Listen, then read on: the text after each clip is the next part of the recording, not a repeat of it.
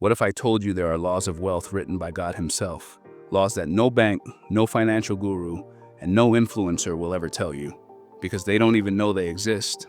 And what if following those laws could change how money flows in your life, not by luck, but by divine order? Let's be honest, money stress has become a constant background noise in so many of our lives. You check your account and it's always the same story. Too many bills, not enough paycheck. You pray for breakthrough, you work harder, you do the right things, but somehow it still feels like you're running in circles. Maybe you thought, God, I'm trying.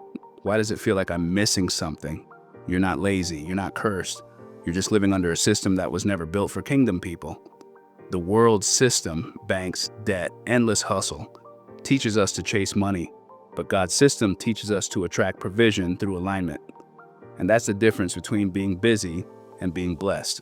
Let me show you something powerful. God has built spiritual laws into creation, invisible patterns that govern increase, favor, and prosperity.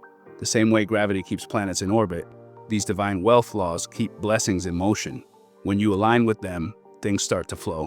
When you ignore them, you work twice as hard for half as much. Here are 5 of God's hidden wealth laws that the banks will never tell you. Law number 1, the law of seed and multiplication. Banks say, save, invest, compound. God says, sow, steward, multiply. Everything in the kingdom starts as a seed. Your money, your time, your effort, your kindness. The world teaches scarcity. Hold tight. Save every penny. But the kingdom teaches abundance. Plant what you have and watch God multiply it. You can't multiply what you don't plant. Law number 2, the law of first fruits. This one breaks the back of financial anxiety. When you give the first part of what you earn, not the leftovers, but the first, you declare, God, you're my source. Not my job, not my bank. And when you make that declaration, heaven opens the supply lines you can't see. The world calls it irrational. Faith calls it obedience. Law number 3, the law of stewardship. Banks reward borrowers. God rewards stewards. A steward doesn't just spend or save, they manage with purpose. Every dollar in your hand has an assignment. Ask yourself, what is this resource meant to do? Provide, build, bless, multiply. Stewardship attracts favor because it proves you're ready for more. Remember what Jesus said, whoever can be trusted with little can be trusted with much. Luke 16:10. Law number 4, the law of vision. Proverbs says, where there is no vision, the people perish. Proverbs 29:18. You'd be surprised how many Christians are financially stuck, not because of a lack of money, but because of a lack of clarity. If you don't have a written vision for your finances, the world will write one for you. And it will always include debt, stress, and endless work. But when you invite God into your financial vision, He brings direction, and direction brings provision. He funds purpose, not panic. Law number 5, the law of rest. This one is the hardest for our culture to accept. The world says, grind harder. God says, trust deeper. Rest isn't laziness. It's proof that you believe God is still working when you're not. When you rest in His provision, you stop hustling for approval and start moving from peace. And that peace becomes magnetic.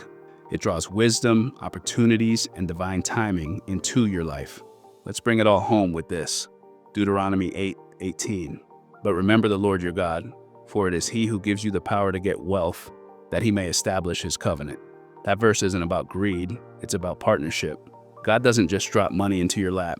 He gives you the power, the ideas, the creativity, the strategies, and the favor to create wealth with purpose. The banks will teach you to chase interest. God teaches you to pursue impact.